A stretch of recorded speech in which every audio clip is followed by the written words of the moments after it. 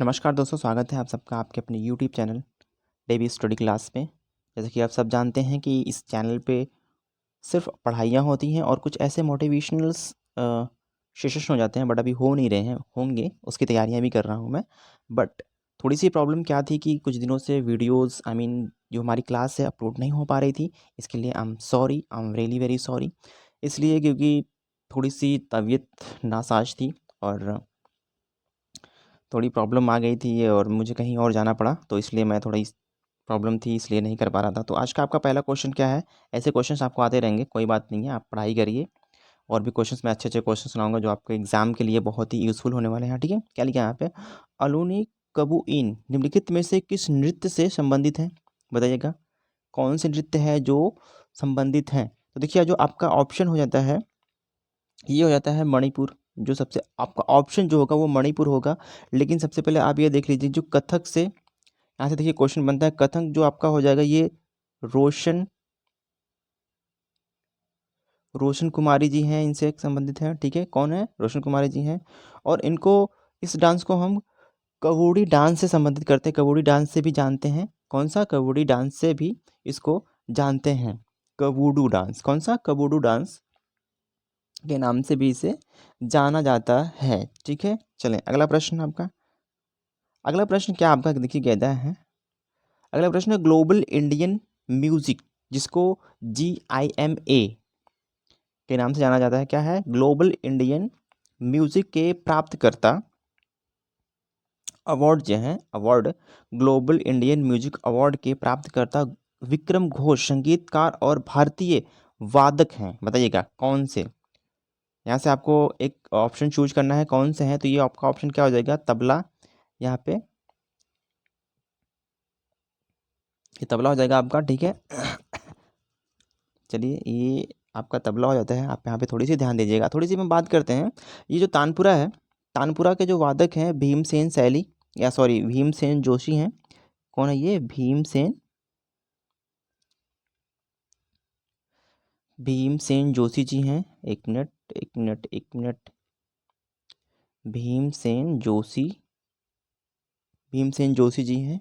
इनको भारत रत्न सन 2008 में मिला था तानपुरा वादन में। और जो एक और है तबला, तबला की जो हम बात करते हैं तबला जी पंडित शंकर घोष संदीप दास, दोनों का संबंध है तबला से। किससे है? कौन सा है? पंडित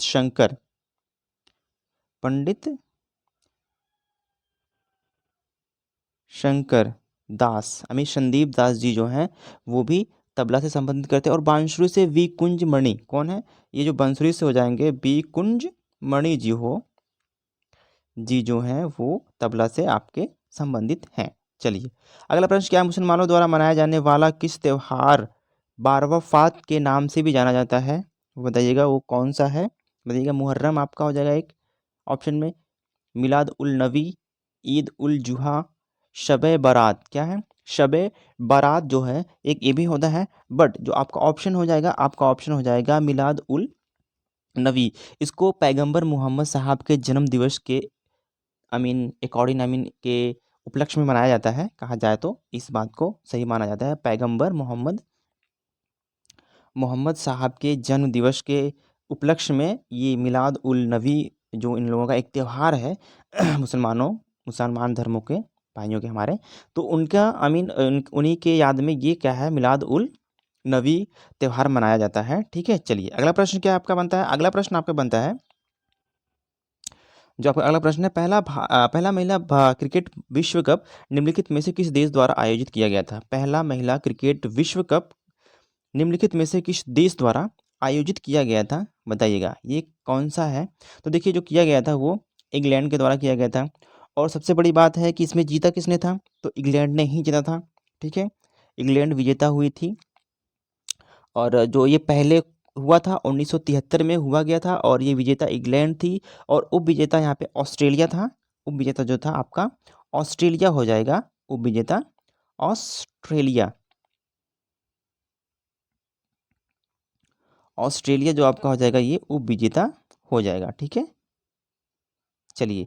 और इसको 1973 में शुरू किया गया था। ठीक है, पहली बार। और 1975 में शायद पुरुषों का भी किया गया था। ये भी इसको आप लिख लीजिएगा, लिख नहीं पा रहा हूँ क्योंकि मेरा पेन ख़राब चल रहा है और फ़ोन पे चल नहीं रहा है, इसको लिख लीजिएगा। और सन 1975 सॉरी हाँ 73 में 2 साल पहले इसका महिला का स्टार्ट करा गया था, और सन 75 में 1975 में पुरुषों का भी किया गया था। ठीक है, चलिए ऑप्शन आपका डी हो जाएगा। पहली बार जो जीता था वो इंग्लैंड ने ही जीता था और इंग्लैंड में ही कराया गया था। चलिए अगला प्रश्न क्या आपका है, मैराथन में तय की जाने वाली दूरी कितनी होती है? मैराथन में तय की जाने वाली दूरी जो होती है वो कितनी होती है? वो होती है 42.91 सॉरी 195 किलोमीटर होती है। 195 किलोमीटर्स होती है, यहाँ पे किलोमीटर्स होती हैं। ये आपका ऑप्शन बिल्कुल करेक्ट आंसर हो जाएगा। ठीक है, ऑप्शन सी। चलिए अगला प्रश्न क्या आपके पास है, पावर लिफ्टिंग। क्या लिखा है, पावर लिफ्टिंग में निम्नलिखित में से किस भारोत्तोलन शैली का उपयोग किया गया है? भारोत्तोलन शैली का उपयोग किया गया है वो कौन सा है? Straight lift, dead lift, clean lift या फिर पावर लिफ्ट? ऑप्शन क्या आपका सही हो जाता है, ये हो जाता है डेड लिफ्ट, जो ऑप्शन बी होगा बिल्कुल आपका करेक्ट आंसर हो जाएगा। डेड लिफ्ट आपका बिल्कुल करेक्ट आंसर हो जाएगा। चलिए AIBA मुक्केबाजी जूनियर लड़कों और लड़कियों के प्रतियोगिताओं मुकाबलों में प्रत्येक राउंड मिनट का होना चाहिए, कितने मिनट का होना चाहिए? ऑप्शन क्या आपका हो जाता है, ऑप्शन 2 मिनट का होना चाहिए। ऑप्शन ए बिल्कुल करेक्ट आंसर आपका हो जाएगा। इनमें से कौन मैला आंचल नामक उपन्यास के रचयिता हैं? इनमें से कौन है बताइएगा, इनमें से कौन है जो मैला मैला आंचल नामक उपन्यास के रचयिता हैं? इनमें से कौन से हैं? तो है मेरे ख्याल से आपका ऑप्शन जो हो जाएगा ये हो जाएगा कणीश्वर नाथ रेणु, जो है इसी के रचयिता हैं। मैले आंचल उपन्यास के रचयिता हैं। ठीक है, और ये जो कमलेश्वर जी हैं, कमलेश्वर जी इनके एक और इन्होंने एक मतलब इनका उपन्यास था, इनका उपन्यास था ये कितने पाकिस्तान, इनका भी एक उपन्यास पाकिस्तान, एक इनका भी उपन्यास था। ठीक है, चलिए इसको लिख लीजिएगा आप। चलें अगले प्रश्न पे चलते हैं। धुसका किस राज्य का लोकप्रिय खाद्य पदार्थ है? धुसका, चलिए बताइएगा धुसका किस राज्य का किस राज्य का लोकप्रिय पदार्थ है, खाद्य पदार्थ है? तो ये है धुसका, झारखंड का है। और इसका तो आप जानते ही हैं, सरसों साग और मक्के दी रोटी, सरसों साग और मक्के दी रोटी पंजाब का हो जाता है। ठीक है, और केरल का अप्पम होता है, अप्पम, केरल का अप्पम हो जाएगा। ठीक है, अप्पम है यहाँ का। ठीक है, चलिए अगला प्रश्न आपको कहता है, राज्य विधान परिषद में सदस्यों की न्यूनतम संख्या कितनी होती है? तो होती है 40। Option C is the correct answer आपका हो जाएगा। विधानसभा के सदस्यों विधायकों की संख्या के संदर्भ में भारत की सबसे कम विधानसभा कहाँ की है? चलिए ये क्वेश्चन जो आपका बहुत इंपॉर्टेंट होता है, और ये क्वेश्चन आपको जरूरी करना है, कम से कम होती है, आप बताएंगे कौन सा है? पौंडीचेरी क्या है? पौंडीचेरी में सिर्फ 30 सीटें हैं। कितनी है? 30 सीटें हैं। और आपके सिक्किम की हम बात करते हैं तो सिक्किम में 32 सीटें हैं, गोवा में 40 सीटें हैं, दिल्ली में 70 सीटें हैं। सबसे ज़्यादा 70 सीटें कहाँ पे हैं? दिल्ली में हैं। ठीक है, 70 सीटें दिल्ली में हैं। चलिए अगला प्रश्न, चलिए और आप थोड़ी सी हम बात कर लेते हैं हमारे यूपी की। यूपी में 403 सीटें हैं, वेस्ट बंगाल में 294 सीटें हैं, और महाराष्ट्र में 200 सीटें हैं, और बिहार में 243 सीटें हैं, तमिलनाडु में 234 सीटें हैं। ठीक है, इन चीज़ों को थोड़ा सा आप लिख लीजिएगा, एक बार फिर से वीडियो को पॉज करिएगा, आप फिर से लिख लीजिएगा। एक बार मैं फिर से बोलता हूँ, यूपी में 204 सीटें हैं, और वेस्ट बंगाल में 294 सीटें हैं, और महाराष्ट्र में 200 सीटें, बिहार में 243 सीटें, तमिलनाडु में आपके 234 सीटें हैं। ठीक है, चलिए लिख लीजिएगा। मेरी पेन नहीं चल रही है इसलिए थोड़ी सी प्रॉब्लम हो जा रही है, कोई बात नहीं, आप इतना कर ही सकते हैं। चलें अगला प्रश्न क्या है, किन राज्यों में जोड़ों में विधानसभा की सीटों की संख्या बराबर है? बताइएगा कहाँ पे आपका ऑप्शन है, चलिए आपका ऑप्शन हरियाणा और छत्तीसगढ़। कहाँ पे है? हरियाणा और छत्तीसगढ़ में कितना है? 90 सीटें। कितनी? 90 सीटें दोनों में, हरियाणा और चंडीगढ़ में, छत्तीसगढ़ में 90 सीटें हैं वहाँ पर। चलिए अगला प्रश्न क्या आपका कहता है?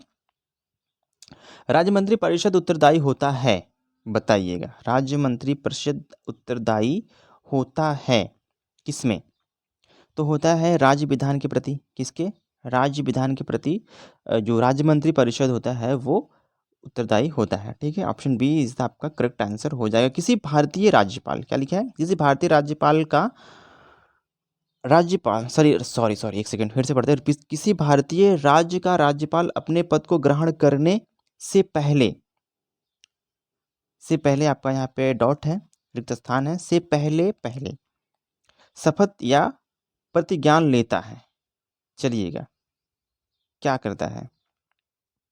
आपका ऑप्शन कौन सा हो जाएगा? देखिए आपका ऑप्शन हो जाएगा राज्य के संबंध में, क्या लिखा है? राज्य के संबंध में क्षेत्राधिकारी का प्रयोग करने वाला उच्च न्यायालय के मुख्य न्यायाधीश कौन होते हैं? ये ऑप्शन जो आपका बिल्कुल करेक्ट हो जाएगा, ऑप्शन बी जो होगा आपका बिल्कुल करेक्ट आंसर हो जाएगा। ठीक है, बिल्कुल करेक्ट आंसर आपका हो जाएगा। चलें अगला प्रश्न।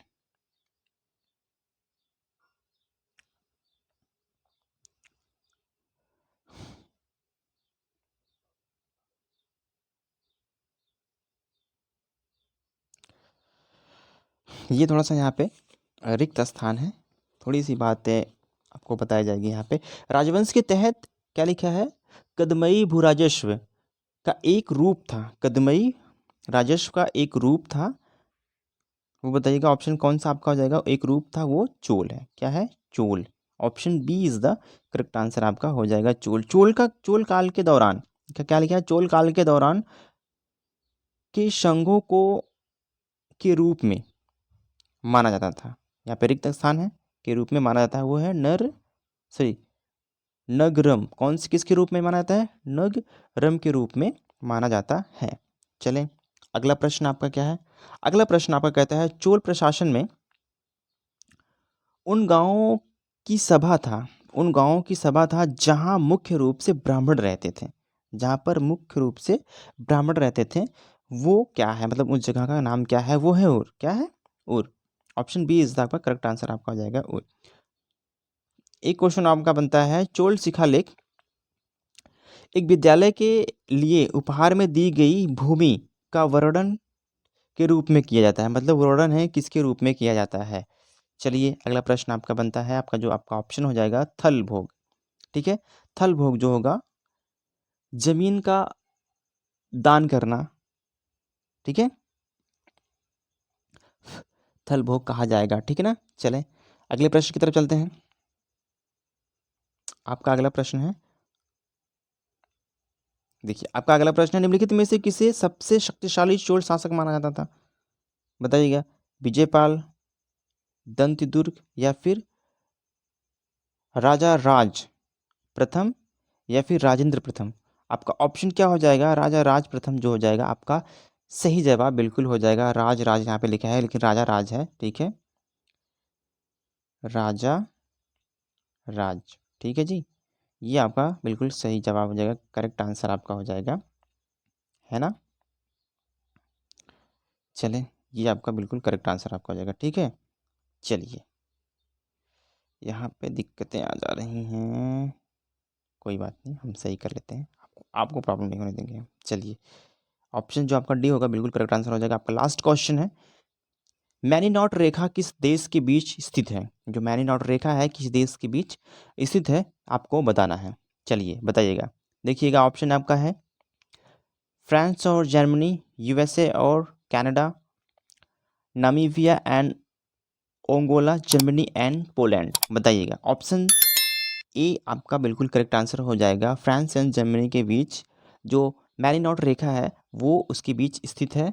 ठीक है, आज के लिए बस इतना ही। तो आशा करते हैं कि आपको ये क्वेश्चंस बहुत ही इंपॉर्टेंट, बहुत ही अच्छे लगे होंगे। ठीक है, अब जल्द से जल्द मैं इस वीडियो को अपलोड करने की कोशिश कर रहा हूँ क्योंकि बहुत ही देर हो चुका था, क्योंकि आपकी वीडियोज़ आई नहीं थी, इसलिए आप मेरे तरफ से आपके लिए वेरी वेरी सॉरी, तहे दिल से मैं माफ़ी मांगता हूँ।